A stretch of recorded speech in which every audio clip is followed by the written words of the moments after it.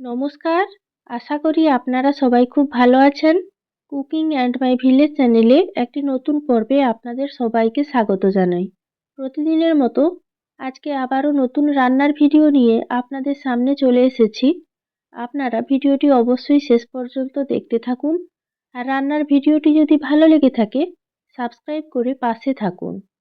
আজকে রান্নাতে লেবু লাগবে, তাই লেবু তোলার জন্য চলে এসেছি বাগানে। আর বাগানের সবজি গাছগুলো প্রবল বৃষ্টিতে সব শুকিয়ে গেছে, আর সবজি হবে না, গাছগুলো শুকিয়ে নষ্ট হয়ে গেছে। লেবু গাছের পাশেই একটা ড্রাগন গাছ রয়েছে, আর ড্রাগন ফলের গাছটাতে খুব বেশি ফল হয়নি, তবে দু একটা করে ফুলও হচ্ছে আর ফলও হচ্ছে। আর এদিকে কয়েকটা পাতিলেবুর গাছও রয়েছে, গাছগুলোতে লেবু হয়েছে, আর লেবুগুলো বেশ বড় সাইজের। কথা বলতে বলতে চলে এসেছি টক লেবু গাছের কাছে লেবু তোলার জন্য। তাড়াতাড়ি করে লেবুগুলোকে আমি তুলে নিচ্ছি।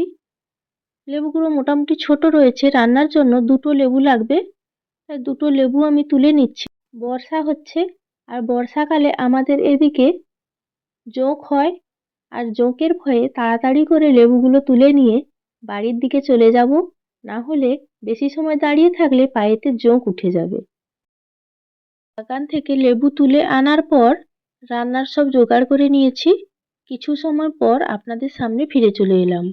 রান্নার জন্য কুমড়ো আর ঢেঁড়স কেটে নিয়েছি। আজকে টক রান্না করব, বুঝতেই পারছেন আপনারা, লেবু দিয়ে টক রান্না করব। ঢেঁড়স আর বেগুন কেটে নিয়েছি আর ভালো করে ধুয়ে নিয়েছি।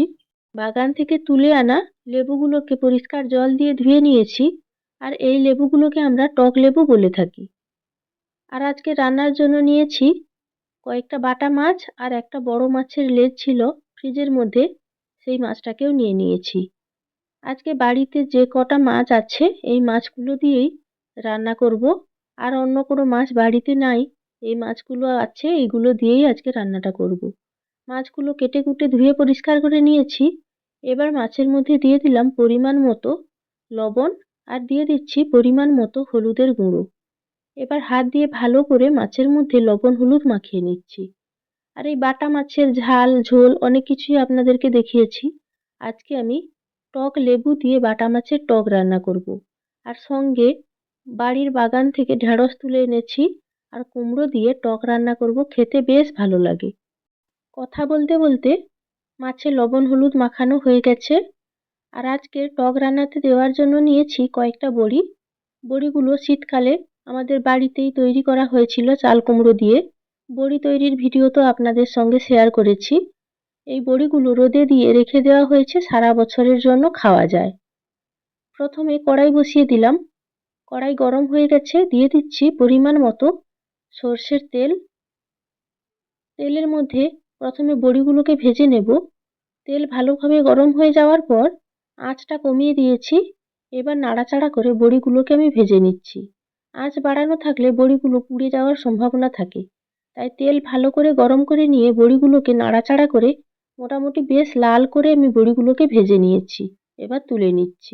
বড়ি ভাজার সময় বেশি করে তেল দিয়েছি, কারণ বড়ি ভাজার পর ওই তেলেই মাছগুলোকে ভাজবো। তাই বড়ি ভাজা তেলের মধ্যেই দিয়ে দিলাম লবণ হলুদ মাখানো মাছ। দুটো করে মাছ আমি একসঙ্গে ভেজে নিচ্ছি। মাছের একদিক মোটামুটি লাল করে ভাজা হয়ে গেছে। এবার ধীরে ধীরে মাছগুলোকে আমি উল্টে দিলাম, আর এইভাবে উল্টে পাল্টে দুই দিক ভালো করে ভেজে নিচ্ছি। মাছগুলো ভাজা হয়ে গেছে প্রথম দফায়। এই পর্যায়ে এক এক করে মাছগুলোকে আমি বাটিতে তুলে নিচ্ছি। একইভাবে বাকি মাছগুলো এক এক করে তেলের মধ্যে দিয়ে দিচ্ছি, আর এই মাছগুলোকেও দুই দিক উল্টে পাল্টে বেশ ভালো করে আমি ভেজে নেব। কিছু সময় পর মাছের একদিক ভাজা হয়ে গেছে, মাছগুলোকে আমি ধীরে ধীরে উল্টে দিচ্ছি, আর দুই দিক ভালো করে ভেজে নিচ্ছি। মোটামুটি মাছগুলোকে লাল করে ভেজে নিয়েছি। এই মাছগুলো ভাজা হয়ে গেছে ভালোভাবে, বাটিতে তুলে নিলাম। মাছ ভাজা কড়াইতে কিছুটা তেল রয়েছে, আরও কিছুটা সর্ষের তেল দিয়ে দিলাম। তেল গরম হয়ে যাওয়ার পর দিয়ে দিলাম 5 ফোড়ন আর কয়েকটা চেরা কাঁচা লঙ্কা। ফোড়ন ভালো করে নেড়েচেড়ে ভেজে নিচ্ছি, আর কাঁচা লঙ্কা ভাজার পর খুব সুন্দর একটা গন্ধ বার হয়েছে। এই পর্যায়ে দিয়ে দিলাম কেটে ধুয়ে রাখা ঢেঁড়স আর কুমড়ো। সবজির মধ্যে দিয়ে দিলাম পরিমাণ মতো লবণ, আর দিয়ে দিলাম পরিমাণ মতো হলুদের গুঁড়ো। এবার নাড়াচাড়া করে সবজিগুলোকে একটু কষিয়ে নেব। এই টক রান্নাতে খুব বেশি সময় ধরে সবজিগুলোকে কষানোর প্রয়োজন নেই, তবে মোটামুটি 3 থেকে 4 মিনিট নাড়াচাড়া করে সবজিগুলোকে কষিয়ে নিচ্ছি। সবজির কাঁচা গন্ধটাও চলে যাবে আর হালকা ভাজা হয়ে যাবে। যে কোনো ধরনের টক রান্না করতে সময় খুব কম লাগে আর খুব কম তেল মশলাতেই রান্না হয়ে যায়। আর টক রান্নার পর খেতেও খুব ভালো লাগে। যেদিন সময় কম থাকবে টক রান্না করে খাওয়াই ভালো। সবজিগুলো কষানো হয়ে গেছে। এই পর্যায়ে আমি সর্ষে বাটা জলে গুলে দিয়ে দিলাম আর দিয়ে দিচ্ছি পরিমাণ মতো জল। জল দেওয়ার পর নাড়াচাড়া করে দিলাম। টক ফুটতে শুরু করলে আমি দিয়ে দিচ্ছি ভেজে রাখা মাছ। মাছ দেওয়ার পর আমি টক প্রায় 10 মিনিট মতো ঢাকা লাগিয়ে ফুটিয়ে নেব। এক এক করে ভাজা মাছগুলো টকের মধ্যে দিয়ে দিলাম। এবার 10 মিনিট টক ফুটিয়ে নিলে সবজিগুলোও সেদ্ধ হয়ে যাবে, বড়ি মাছ সবকিছু খুব ভালোভাবে সেদ্ধ হয়ে যাবে। আর মাছ দেওয়ার সঙ্গে সঙ্গে ভেজে রাখা বড়িগুলোও দিয়ে দিলাম।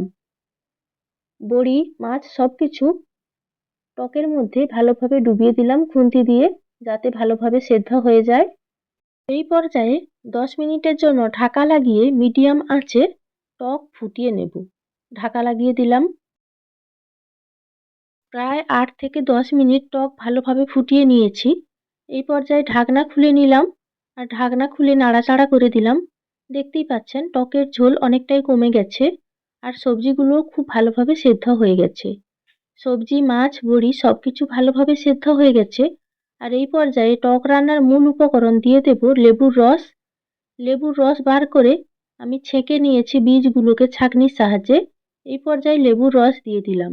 এই টক রান্নাতে লেবুর রস প্রথম থেকে দেওয়া যাবে না, তাহলে টক তেতো লাগবে। রান্নার শেষ পর্যায়ে সবজি, মাছ সবকিছু সেদ্ধ হওয়ার পর লেবুর রস ব্যবহার করতে হবে। আর লেবুর রস দেওয়ার পর আমি 2 মিনিট মতো টক ফুটিয়ে নিয়েছি। এর থেকে বেশি সময় টক ফোটানো যাবে না। টক খুব ভালোভাবে ফুটে গেছে। টক, লবণ সবকিছু ঠিক আছে। এই পর্যায়ে আমি ঢেলে নিচ্ছি। তৈরি হয়ে গেছে টক লেবু দিয়ে মাছ, বড়ি, সবজির সুন্দর স্বাদের টক। আর টকটা খেতে খুবই লোভনীয় হয়। আপনারাও বাড়িতে এইভাবে টক লেবু দিয়ে টক রান্না করে খেয়ে দেখুন, খেতে খুব ভালো লাগে। এই লেবু টকে যে চাল কুমড়োর বড়িগুলো দিয়েছি, চাল কুমড়োর বড়িগুলো টকে দিলে খেতে বেশ ভালো লাগে। আলু, বেগুন আর বড়ি দিয়ে মাছের ঝোল করলেও খেতে বেশ ভালো লাগে। আশা করি এই টক রান্নার ভিডিওটি আপনাদের ভালো লেগেছে।